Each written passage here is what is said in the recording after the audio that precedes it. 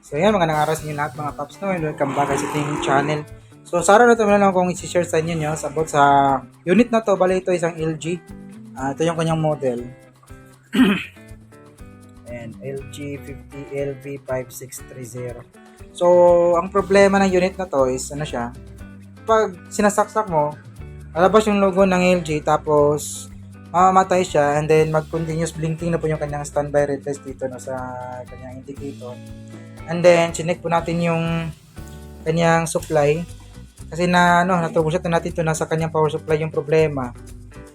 Kasi ito, nagpalit po tayo ng mainboard kasi nakala natin na mainboard yung problema. Buti na meron tayong spare, no. So kinabit natin yung mainboard, so karon pa rin yung problema niya.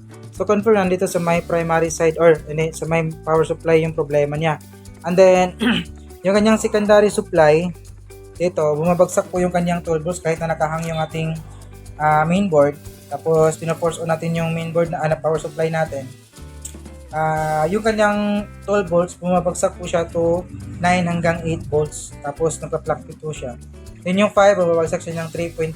Tapos yung 3.5 na phase on, naging 2 na lang po siya. Then parang nag-fluctuate, hindi po steady yung kanyang supply. So tinubusot natin and confirm natin na sa may primary side yung problema. So dito sa may primary side natin dito, ito yung primary side natin eh. So nagpalit po tayo dito ng PWM kasi nakala natin na PWM yung problema. Kasi yung mag-voltage checking tayo, yung out ng PWM fluctuating po siya. Tapos yung 12 volts na input, normal naman. Pero yung out ng ating PWM na to, ng number dito, hindi makita sa camera, sobrang liit kasi. Ayan o. Pakita natin niya mamaya kung, sasabihin ko mamaya kung ano yung number ng ating PWM, no. Ayan. So meron siyang fluctuation. So nakala natin na PWM yung problema. Kaya pinalitan natin pati na yung MOSFET, tinanggal po natin yan para mai-test natin ng maayos.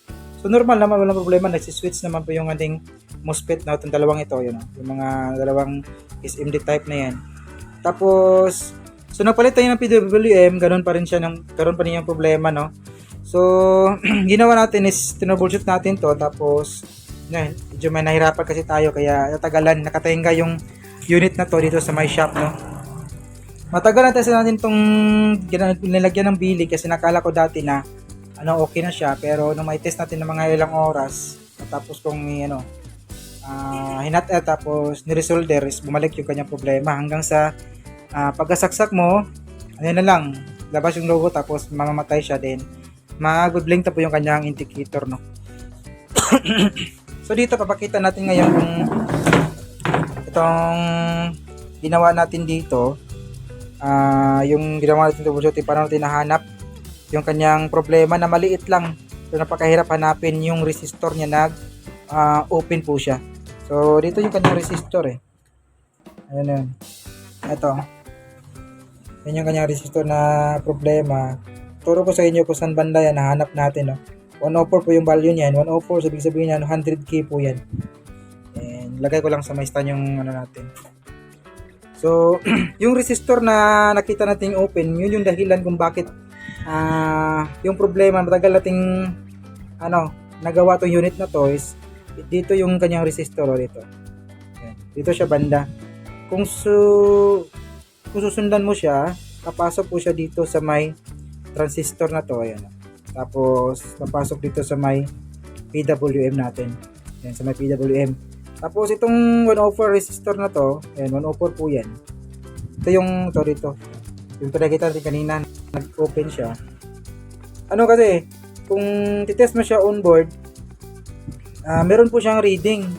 So, para masiguro natin kung talagang meron siyang reading open or tama ba yung kanyang reading, hinang po natin. So nung mahang natin yung resistor na yon, open po siya, wala po siyang reading, no. So naghanap tayo din, pinalitan po natin dito. So yun, at nag-normal na yung unit natin, no. Diretso na siya sa pag-andar niya. So kung sundan natin to, kita bas camera. Yan yung resistor na yan, ito. Kung susundan mo siya, ito yung kanyang linya eh. Yan. Ito. So papasok po siya dito sa may feedback ng ating optocoupler. Ayan. Then papuntang optocoupler, no. Ayan, ito siya. So kaya pala fluctuation yung secondary sa ating optocoupler. Yung kanyang 12 volts, meron tong 12 volts eh. Napa-fluctuate po siya. Kaya siguro bumabagsak yung supply ng 12 volts na papuntang mainboard natin. So hindi ko to chinik ko naman to, pero hindi ko nakala nga ito yung ito yung resistor yung may problema, kasi kung onboard siyang i-test, meron naman siyang reading. Tapos yung out naman ng ating PWM, napa-fluctuate po siya para mag-generate yung ating, magsiswitch yung ating MOSFET. So ganun po siya, sundan nyo lang to. Ayan, tingnan natin ulit.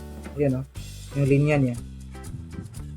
Punta siya dito sa may side ng opto natin. Tapos pasok siya dito. So daan siya ng transistor. Ito pa yung ito pa yung feedback Feedback po yan. Pag pinapower on yung unit natin, ito yung tatanggap sa feedback para mag-trigger o tawag doon. Bibigay ng feedback dito sa ating PWM para paandarin na yung MOSFET na to, para mag-switch yung MOSFET na to para mag-operate na po yung itong chopper side natin na nagdadala sa itong chopper side natin. Nagdadala po yan ito, supply na para sa kanyang backlight and supply yung kanyang 12 volts. Kasi kung pagkasaksak mo nito yung unit na to, siya standby 5 volts lang. Tapos yung PSO niya, nag-aantay po yan, nag-switch, kick dun sa kanyang mainboard. And magki-kick yung galing sa mainboard, papasok dito sa may photocoupler na to. Ayan.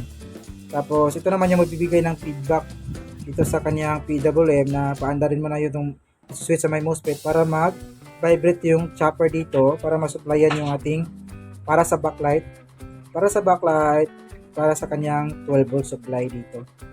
Ayan, yun yung 12 volts. So meron siyang label dito. Ayan. So pabalik ko lang tong board na to kasi gusto ko lang ibahagi sa inyo para sakaling ma-experience yung gatong problema ng LG. Balak ko na sana itong palitan ng board buti na lang is nakuha sa tiyagaan natsambahan natin. Ito yung mga board na kinunan natin ng 104 na resistor hindi type. So balik ko lang ito sa board tapos i-test na natin. So ito mga boss, balik na po natin yung power supply board natin. Saksa ko lang. Tingnan natin kung tuloy-tuloy na ba. Maganda niya. Andar na yung backlight. Ayun, bukas na pala yung backlight. Bukas na yung backlight. Tapos, iangat natin to para makita natin yung display niya. So yun, labas na po yung logo or signal ng LG natin. Ayan.